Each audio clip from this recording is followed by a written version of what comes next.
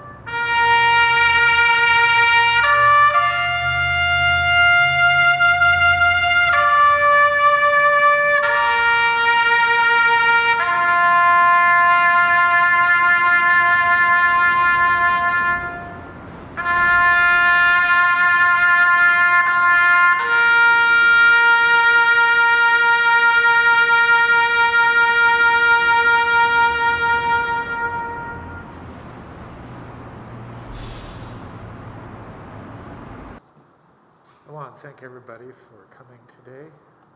Thank you, Pablo, and our active military personnel who had to go take care of a war.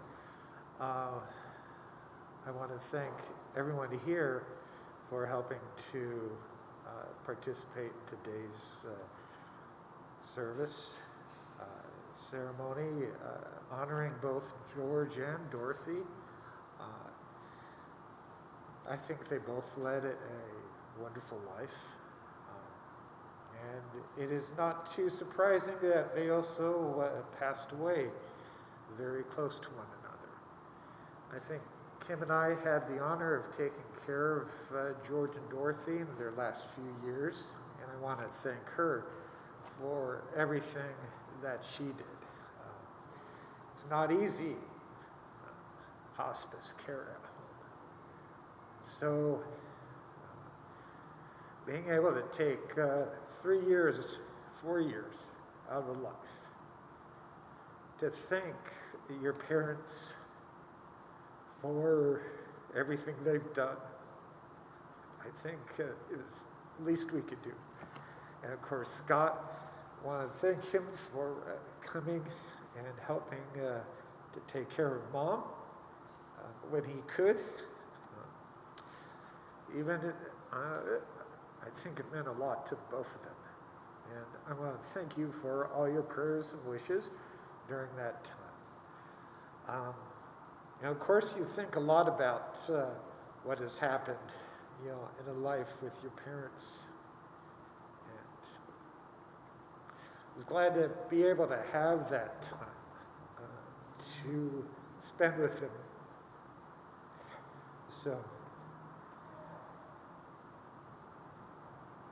I was thinking about today what I was going to say, what words, and I think the one word that really came to mind was, for my father, iconoclastic. And a very changing word. My father was very much a runner. He had his values, he had his way of living, and he was true to them to the end.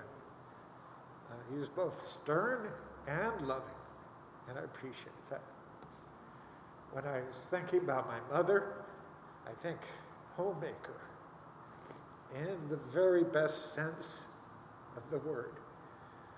Always having a home is really what comes through to me and everybody. There's always a place to call home. And I appreciated that my mother and father, George and Dorothy, provided that to everybody here who needed it, wanted it, whether it was for an afternoon or longer. They were there. And I appreciate that they had that in their hearts. And so, with that being said, I think that's the greatest takeaway I can recall. I mean, you think a lot of things you learn from people, but you learn through example. And they both gave great examples of how to live a life. So thank you. Scott? I too want to thank everybody for coming. It's great to have 4 of my daughters here, 2 of my son-in-laws, 3 of my grandchildren. And it's a tribute to our parents that you're here, and those who aren't here would have liked to have been here. But I've done a lot of thinking also about what I wanted to say, and I want to keep it fairly short because I received one of the greatest gifts a man can ever receive. The unconditional love of 2 mothers and a great deal of love, unconditional and sometimes stern, of 2 fathers.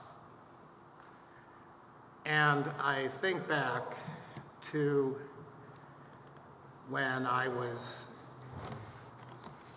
alone, when I was 16 years old, and how the search for family was so important to me that the first family I sought out was a church family. But their love wasn't unconditional. Their love meant you do as we say, how we say you do it, or you're not part of us. Well, I tried to fit in, and we all know how that turned out. Then, again, as I was struggling what to do, I had a dream on Thanksgiving night, and I was reminded of a piece of paper, an adoption agency piece of paper that told me the name of the adoption agency, the Children's Home and Aid Society in Chicago. And I knew that night, 40 years ago, that I was to look for my mother. I always knew it was my mother that I was to look for. And a very quick set of circumstances, and just a few weeks later, I remember staring at a clock, ticking down the seconds, and I was told that I would be receiving a call from my mom at 5 p.m., and as literally the second hand struck 5, the phone rang, and my life and our family's life was never to be the same. And then this new mom gets to raise me. She gets to raise me out of heterosexuality. She gets to raise me out of leaving my church family. She gets to raise me in all my zanias. She goes to gay clubs with me. She talks to me about the facts of life. George is right there too. And I credit, and then grandparenting, oh yeah, she was all down there for it. I remember when she came up to see the girls, and Elise came running down the stairs at Aura yelling, "Grandma," the first time we drove up. And I'll never forget the love and joy that she brought into our lives. When I went down to meet George and Dorothy for the first time, Mom and Dad, they took me to Bristol Farms as we left the airport, and I got drunk on the rum cake samples. And I remember falling asleep in the back car, and they laughed. They thought that was the funniest thing that was ever, that I really liked those rum cake samples. But I just want to tell you that that started a ride of 40 years that I am so grateful for. I have a brother who meant the world to me. We lived together some. We have, you know, it's been an amazing ride. I met Kim, and I'm so grateful for the last 4 years when you were with COVID and everything that made it so you had to be the ones there every minute, every day. And I can never thank you enough, because that was Herculean. And I'm always grateful. And I'm very also grateful at the very end when we were told Mom was gone, all but brain dead. When you girls called and talked to her, she smiled. When I think Jim had a cousin called, he smiled, she smiled. And then at the very end, where Jim and I held her, she looked right at us, and I knew exactly what she's saying. You are my sons. I love you very much. Take care of each other. And how can I regret a moment of those 40 years? Thank you, Mom. And we all know Mom also protected me and this family from negative influences, and I'm always grateful for that too. And Dad, he was always there for me. So anyway, that's what I have to say. And Jim, I turn the time back to you. More than welcome to come up here if anybody wants to say a few words. We'd love to have you. If not, of course, everyone's welcome to join us at the Olive Garden. But please, I'll leave a few minutes for reflection, and then feel free to come up here and share any thoughts or memories you may have. So what I always remember about Mom and Dad is the shared love of food and how much they love to eat, and how joyously they were willing to eat my experiments throughout the last 4 years of COVID, when I feed them desserts upon desserts made out of vegetable, and they were happily scarfing it down. And that's what I always remember about Dad, is being willing to try everything that I made, and Mom with her 8 meals a day, where we had to be very creative, because it has to be 8 different things every day for her to eat. But if you will, when at the end, if you guys will take time to take a look at the picture board, these are just some of the pictures that document their life, and I think you'll be surprised at some of the things that you may not expect about Dad specifically, that Scott might appreciate. So, I was just remembering how, first of all, thank you, Jim and Kim, for putting this on and giving us an opportunity to share our memories. And on the way over, Elise and I were reminiscing about all our memories of the cabin and Scrabble and being out on the deck and looking over the ocean with Grandma. And I just was thinking about how Grandma and Grandpa never once made us feel like there was anything unusual in being our grandparents. They just slipped into the role immediately. They wanted it, and the next thing I know, we had the most fabulous Easter baskets that I've ever seen.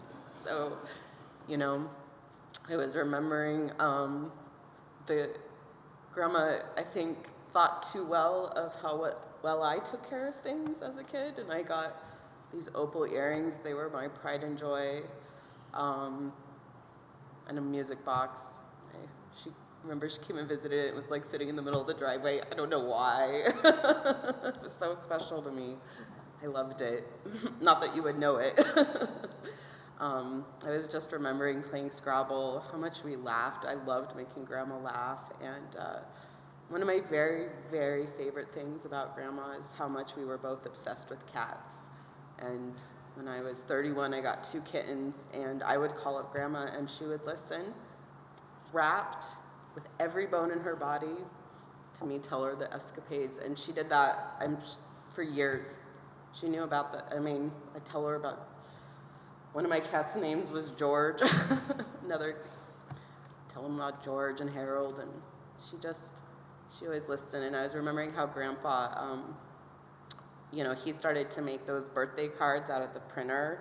And so it was like, they were so old school. I love those. I still have a few of those. They were so sweet, and you know, Grandpa was always, I was always like a little afraid of him, but also just adored him, and he just took us in just right along with Grandma, and so that's all, you know, we have a lot of memories, and we've been sharing them over the last couple days, and, you know, thank you for taking care of them. I know that COVID time was hard. It was, you know, we weren't able to travel, but I just want to say the last thing Grandma said to me when I went and saw her in the nursing home. I was like, hey, Grandma, you know, Shannon, cats. And she just looked right up and she went, meow. And I was like, oh. So, and with that, I guess I'll let everybody else share some memories as well. So I too remember the first day that Grandma and Grandpa came into our lives, and I must have been 7.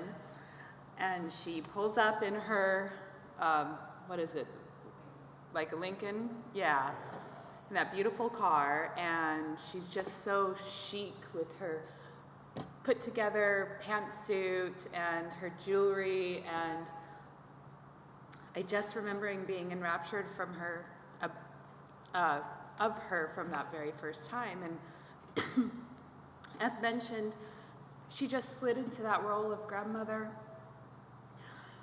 so seamlessly in a way that we really hadn't experienced, although we had some grandparents who were lovely, but she was such a shining example of a different way of being to me. So much class and grace, and so giving and generous. We always had, as Shannon mentioned, just the most amazing Easter baskets and Christmas gifts and birthday presents. And as I was getting older and I was able to be around her more often, she took me in after high school and I lived with them for several years. And it was just a great experience to be able to be around her so often and just get to start to know her more intimately, because we would have hours-long conversations over cups of tea and little cookies, and she just wanted to know everything about my life. And although she often didn't always approve of the choices and decisions I made, she was also very accepting. Like, you can be who you are, Jessica, just as you are, and that's okay. And I remember when I started, she wanted me to start cleaning her house, so I started going up every 2 weeks because she couldn't find a good cleaner, and so I started doing that. And I tried really hard, but honestly, I think she just really liked having me around because I wasn't living with them anymore. And then she asked me to start coming up every day for a while, and I did that for a while. And yeah, I did stuff around the house, and I helped her out, and I did, but what she really wanted me to do most days was to sit down at that little kitchen table and have a cup of tea with her and just chat, because she loved being in my company just as much as I loved being in hers. So I will always remember the love that she extended to me, her kindness, her grace, her generosity. And George has always been a wonderful,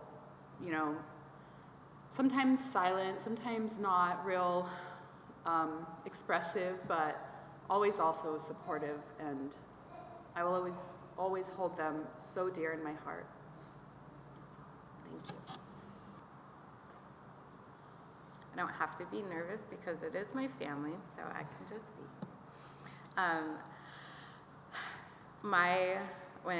The first thing when I think about Grandma and Grandpa is the smells. I have just nostalgic sense of the ocean, coffee, their cool antiques, like all of their fun things around. I would just go around and look. In the little guest bedroom they had, it was just always fascinating. I would just walk around, and every fun, cool antique or thing they had, I was constantly entertained. And Grandpa took like an intense interest in my pottery, and every time like I would show up, he would want to know. And the last time that I saw him, and it was so long ago, it wasn't that long. I mean, it's weird to think of how COVID just took this chunk of time away, but he was so adamant with wanting to take me to this nursery where there was a lot of just a school of Maiolica, Spanish style, Italian style pottery, and I really appreciated that that interest. And then Grandma was just she was just so sweet, and I would come to stay with them for like 2 weeks during the summer, and it was just a treat because I would just get so spoiled, but also it was such a sophisticated way of life. Like I would wake up and we would have our coffee and drink and look out in the ocean, and then maybe we would go have lunch, and then they would, it was all it was like just this like really beautiful, slow way of living that I embraced, and now I like the beauty of routine, and they were the most routine-oriented people I've ever met in my life, and I miss them, and thank you. This is really lovely to be here, and I love you guys, and I love them. I just want to say thank you.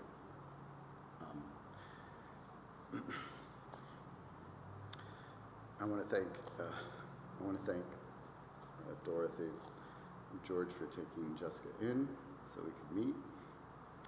For Jim for taking her down to Coffee Cartel, where I worked. They really influenced my life more than my own grandparents. Because they were gone. My grandparents were gone when I was a teenager. And they really brought a sense of class that inspired my wife, who brings a sense of class to this disheveled man. And Dorothy's smile I will forever miss when I would say the joke, if we got married, she'd be Dottie Dottie. I don't think George probably appreciated that joke as much. But George did appreciate a good joke, and I know we still have one of his cards, at least one, floating around in our Christmas stuff that I like to bring out.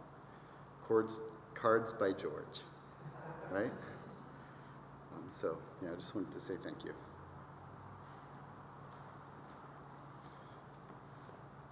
Okay, this concludes the service with George and Dorothy Doan. I just have a couple of remarks that I want to share with you before we say farewell to one another. I will be taking possession of the urns now, take them back to the office, let the field operations team know that they're ready for placement. They have until the close of business today to do that. That's 4:30. George and Dorothy are going to be going in Tower 812, B52. 812, B52. The columbariums are actually located inside the VA campus on the other side of Sepulveda. So if you leave the parking lot and you drive straight across the street and you make your very next right turn, you will see the columbariums on your right-hand side. You're looking for Tower 812. The towers have the numbered right in the faces. Once you find Tower 812, 812 has 5 different sections, A, B, C, D, E. You're looking for D52, right? I'm supposed to tell you not to go over there and visit today because the niche is open. It's a safety and security thing. However, I tell families that all the time, and they still wander over there. So if you do happen to go over there, please don't tamper with the open niche. Don't put anything in there. Don't take anything out, okay? And if you see the team coming by to do the placement, just give them enough room so that they can get their work done and move on.